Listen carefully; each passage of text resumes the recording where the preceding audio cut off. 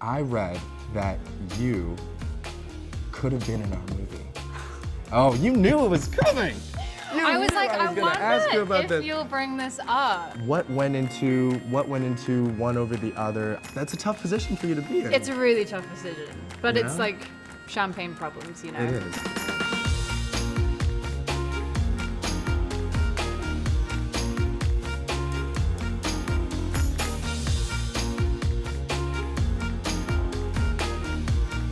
Well, Jess, thank you so much. I cannot wait for this lovely conversation. I see that you have cue cards. I have 4 of them. They're absolutely full of text. Well, I just know that you've done a press tour, and I'm in the middle of a press tour. You are. And so we've answered all questions Every single one that there in the possibly world. could be. So I've tried to come up with some new ones. You dug deep. I dug deep. Oh my God. Okay. Okay, start with a serious one. Uh-huh. Your character reveals that he has an anglicized civilian name, Shaun.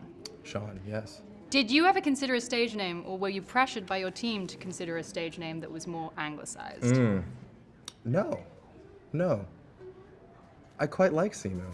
And I think everybody quite like it. No, looks- it's a great name, but it's thank just you like so when much. I started, my full name's Jessica Henwick. A, it's very long, but B, my agent was just like, no one will be able to read that or understand that, and it will limit the roles that you go up for, which is why I just act as Jessica Henwick. Yeah, I think it's never been like, I've never thought that like I could ever pass as anything except for Asian, so I figured I've got like Fair. Chinese written all over me. You Fair. know? Is it my turn? Yes. I read Oh no. that you could have been in our movie. Oh, you knew it was coming! I was like, I gonna ask you about wonder if this. you'll bring this up. And you could have, and we could have done this years ago, and you went off and you made, this little indie movie that no one's ever heard about. How do you feel about that? No, I'm just, first of all, I'm so incredibly happy for you. Thank you. What went into one over the other? My feelings won't be hurt. Maybe a little. That's a tough position for you to be in. It's a really tough decision, but it's Yeah? like champagne problems, you know? It is, Not that yeah, I yeah. had straight offers, because that's been a misconception about that story is basically We should have, but yes, anyway. I had the offer to go chemistry read with Yahya or go screen test with you. For Matrix and for Shang-Chi. But it really came down to the fact that, oh God, what do I say? Marvel wouldn't let me read a script. Matrix would. And so I didn't know what I was getting into, and I could only sign for one of them. And I didn't even know who I was auditioning. It was like entirely coded, your project. They wouldn't tell me what role, nothing, the character storyline. Ridiculous. Yeah, whereas Matrix literally went, here's a script. You know when I got to read my script for the first time? When? 5 days after they announced you were in the film. 3 weeks into shooting. Oh, fun. I was like, that's how it ends. Fun. Oh, Nice. They didn't even tell you? They didn't even warn you? I think I had like a blueprint. I had like, Okay. generally here's what happens, but yeah. Do you have a blueprint for the second film? Nah, no way. Because I've already said too much. That leads me to another question. Oh boy.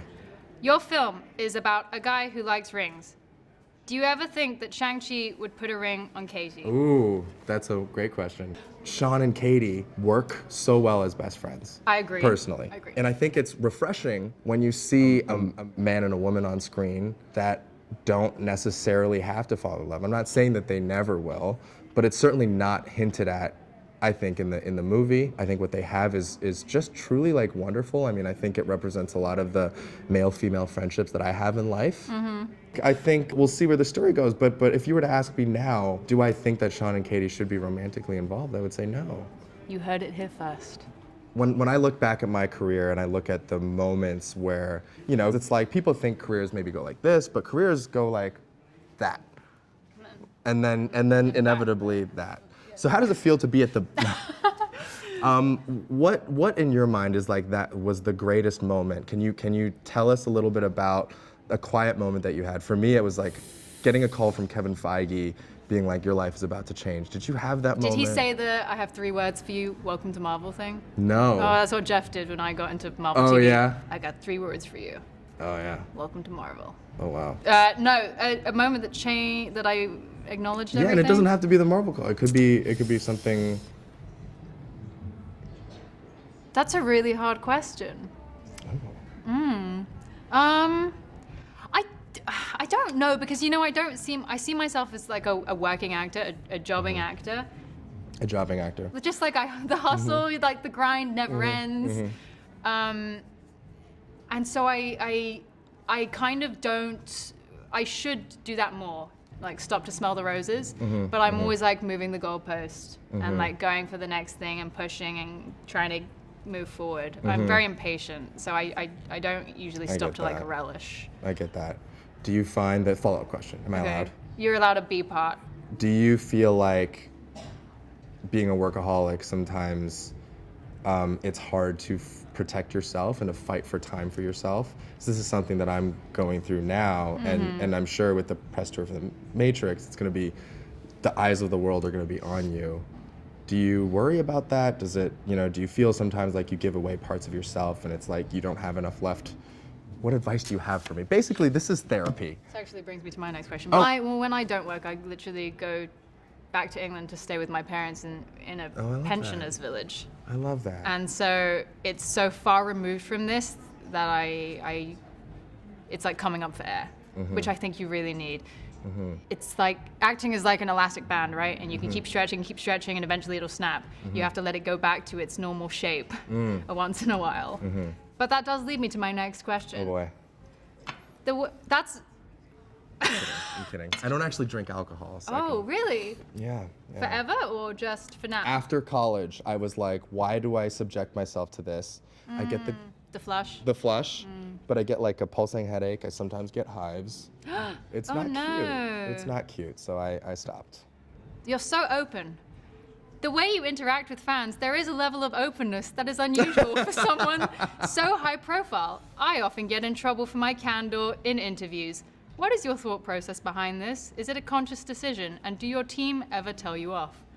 I think where I came from, my background was, I was in a small show in Canada called Kim's Convenience, and It's not small. it was It was a big show. It was like it became big. It started small. Netflix kind of got a hold of it, and then it just took off, boom, yeah. it took off. But I would say in the very beginning, like early days, when the only way you could see it was on CBC on Tuesday nights. Aw. One of the things that we had to do was really fight for our audience. And part of that was like really kind of getting into conversations, going on social media platforms and being approachable, being the Yeah. people that, because we were Canada's family in a lot of ways. So that was a part of our marketing in a sense. Not that it was disingenuous, not that it was fake, but like certainly we prided ourselves on being those people, not the known stars, the mega stars, the divas, the Yeah. inaccessible ones, but somebody who you legitimately would want to have over for dinner. That was our kind of philosophy. And so that probably was like the philosophy that we came up under.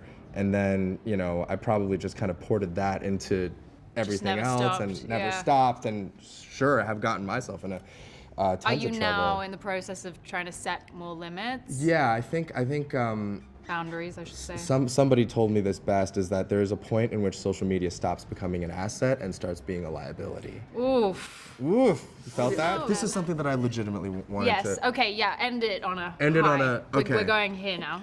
Okay, martial We arts. went here. Martial Okay. arts. Asians, martial arts. How do you feel about that? How do you About Asians doing about martial Asians arts. doing martial arts? When you took on the role of Colleen Wing on Iron Fist, in which I thought you were absolutely phenomenal. Thank you. And I think the entire world fell in love with you. Thank you. First of all, there's a training process, and then there's also like, the acknowledgement that you're an Asian person stepping into a role that might be considered Stereotypical. stereotypical. How do you navigate that? How do you feel? Why are you such a badass? Thank you. When I started, my very first role had some martial arts involved. And it came out and I got a lot of pushback from the community.